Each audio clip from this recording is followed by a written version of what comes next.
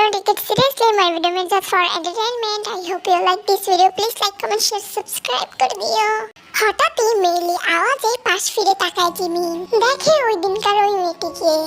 সবাই কিনা তাকে জমের মতো ভয় পায়। আর এই মেয়েটির কি কোনো ভয় ডর নেই নাকি?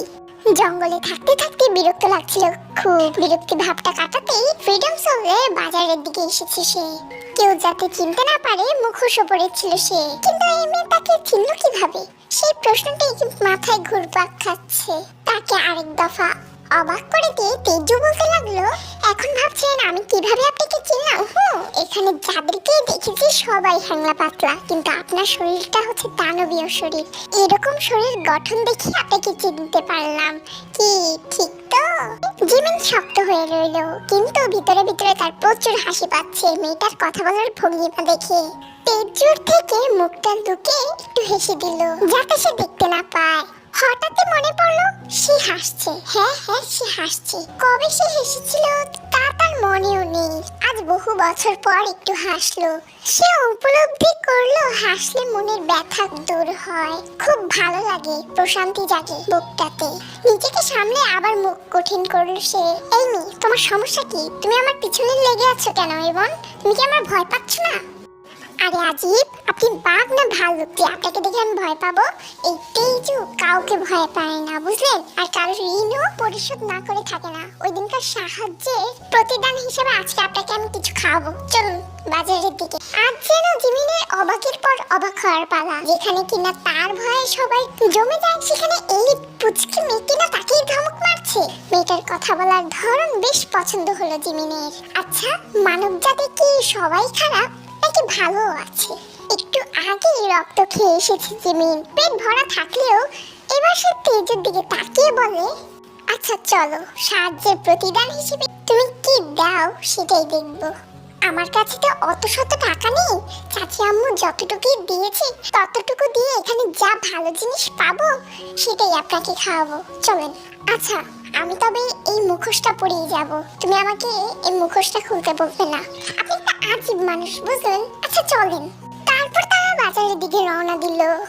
তেজের হঠাৎই এক দোকানের দিকে নজর পড়ে। সেখানে গরম গরম পরোটা, মুরগির মাংস আর সালাদ। উফ, চমৎকার একটি খাবার। দেখে ভীষণ খেতে ইচ্ছে করছে তেজুর এটা ফেভারিট খাবার। জিসু বেগম প্রায় ঘরে এগুলো বানিয়ে থাকেন। তখন তারা কি মজা করেই না খায়, ঝাঁপিয়ে পড়ে এক একজন খাবারের উপরে। কি হলো মেয়ে, থামলে কেন? ওই যে দোকানটা দেখেন, ওই দোকান থেকেই আমরা মাংস, পরোটা আর সালাদ কিনে খাবো, কেমন? তারপর তারা ওই খাবারটি কিনলো। খাবারটি কলা পাতা দিয়ে ভালো করে পেঁচিয়ে দিয়ে দিয়েছে তাদের। এখানে শুধু আমি আর তুমি। আরেকটি কার জন্য? এটাও আমার। আমি মাংস খেতে খুব পছন্দ করি, তো তার জন্য একটু বেশি করে নিয়ে নিলাম, যাতে পরেও খেতে পারি। তেজু মিথ্যা বললো, কারণ এই প্যাকেটটি সে তের জন্য নিয়েছে, আড়ালে তাকে দিয়ে দেবে। তের খুব পছন্দের একটি খাবার এটি। সবসময় ভালো মন্দ খাবার সবাই তারা একসাথেই বসে খেয়েছে। তেজুর এই খাবারটি গলা দিয়ে নামবে না, তাই সে তের জন্য নিয়ে নিয়েছে। জিমিন অবিশ্বাস্য চাহনিতে তেজুর দিকে তাকায়। মেয়ে মানুষ এত খেতে পারে তার আগে জানা ছিল না। তারপর কথা না বাড়িয়ে একের ধারে বসে রুটিতে মাংস মাখিয়ে মুখে দেয় সে। অনেক অনেক বছর পর মানব জাতির খাবার মুখে তুলল সে।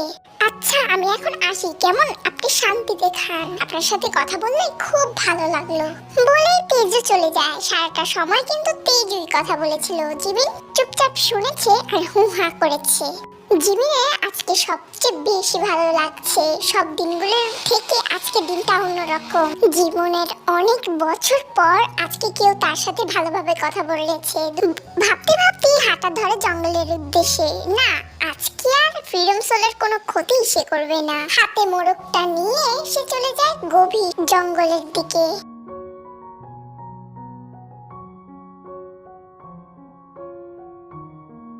এই তেজু তাড়াতাড়ি প্রাসাদের পেছন দিক দেয়। তেজু তড়িঘড়ি করে তের জন্য কেনা রুটি মাংসের মোড়কটি নিয়ে চলে আসলো। এসে দেখে তের হাতে থালা। থালার ভিতরে প্রাসাদের ঐতিহ্য খাবারগুলো। ঝটপট করে খেয়ে নে, আমি জানি তুই কিছুই খাসনি, তাই জন্য নিয়ে আইলাম। আমি ওই দিকটা দেখছি কেউ আসছে কিনা, তুই এইদিকে খেয়ে নে বরং। তেজুর চোখটা ঝলমল করে উঠলো, হঠাৎই গাল বেয়ে পানি পড়লো তার। তার ভাইটা তার চিন্তা করে।